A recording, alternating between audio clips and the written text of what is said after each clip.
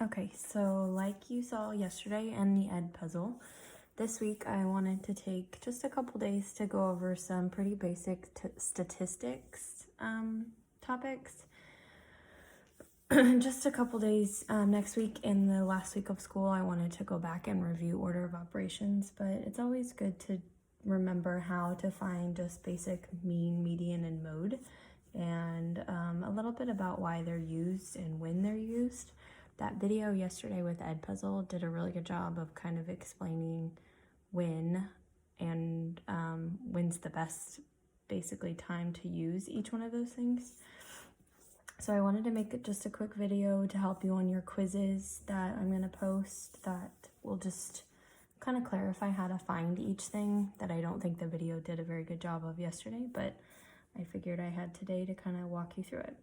So if you printed the notes, you're looking at those average test scores. If you didn't print them, then I pulled some test scores from the fall final. So if I pulled 1, 2, 3, 4, 5, 6, 7, 8, 9, 10 scores, and that was a 78, an 86, a 98, a 54, a 24, a 46, a 62, a 70, a 78, and a 95. So I wanted to find the mean, median, mode, and range of the data that we have in front of us. So mean or average is basically just adding all the scores up and dividing by the number of scores that you have.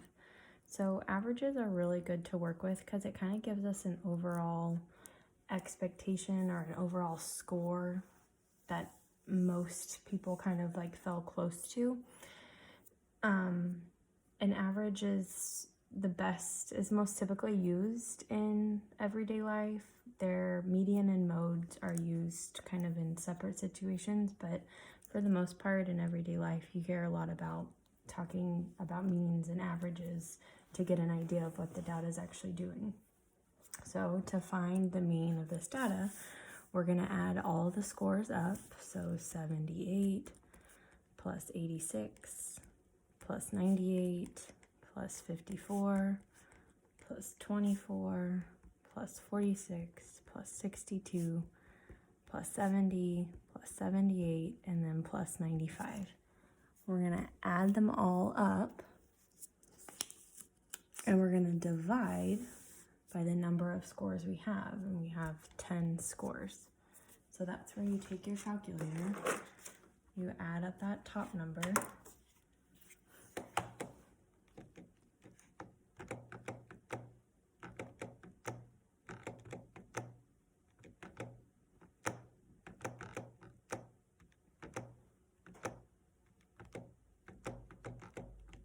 so you get 593. And then we're going to take 593 and divide it by 10.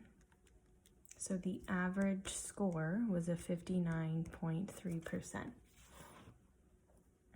The median is also the same as middle. So you're going to find the median by putting the scores in order from smallest to biggest. And then we're going to look at which number would be in the middle. So I'm going to take these scores and put them in order from big to small to big. So 24 was my smallest. The next would be 46. So I've got this one and this one. After that would be 54. And then 62. And then 70. And then 78 twice. There's two people that got 78. And then 86, 95, and 98. So to find the middle of these numbers, I use my fingers. So I put my first finger on the first number, my other finger on the last number. And then I kind of walk them in. So 1, 1. When you have 2 numbers left in the middle, so if you have an odd number of data, so like if you had 9 scores, you would be left with 1 number in the middle. But when you have an even number, you're always left with 2 numbers in the middle. So to find the median, you're going to take the 2 numbers that are left in the middle and find the average of those. So 70 plus 78 divided by 2.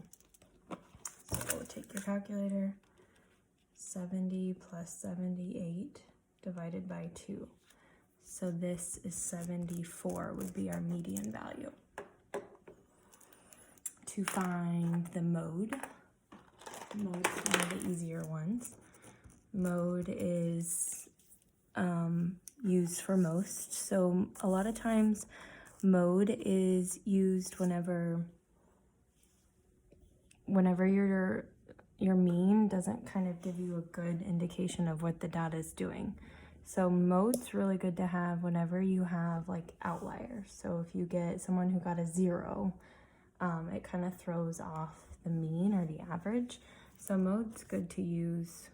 Median and mode are good to use when you've got some what we call skewed data. So mode is most. You find the score that repeats the most. So if you look at our list, 78 showed up twice, and there can be more than one mode. 78 showed up twice. That's the only score that repeated itself. If there were another one, we would just list more than one mode. But for this case, it's 78. And then the last piece of information we're going to find is range. Range is just kind of talking about what's the highest to lowest score. So what's the difference between the biggest score and the smallest score.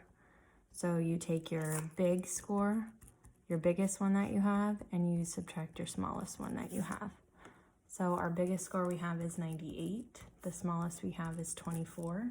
So our range is going to be 98 minus 24. Our range is 74. So our range, our scores range from 24 to 98, so a difference of 74.